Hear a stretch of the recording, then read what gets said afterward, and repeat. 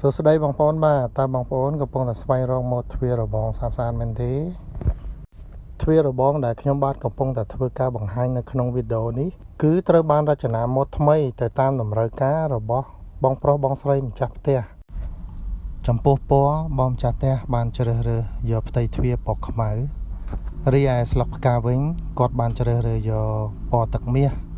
ដែលធ្វើឲ្យទ្វារនេះមើលទៅកាន់តែលេចខ្លាំងមែនទែនសម្រាប់ចំណុចពិសេសរបស់ទ្វាររបងនេះគឺវាមានគុណភាពល្អណាស់ព្រោះវត្ថុធាតុដើមជាដែកស្មិតដែលមានកម្រាស់ក្រាស់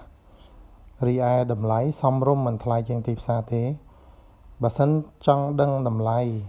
សូមបងប្អូនធ្វើការឆាតចូល page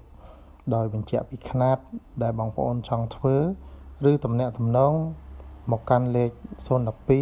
46 66 36សូមអរគុណច្រើនបាទ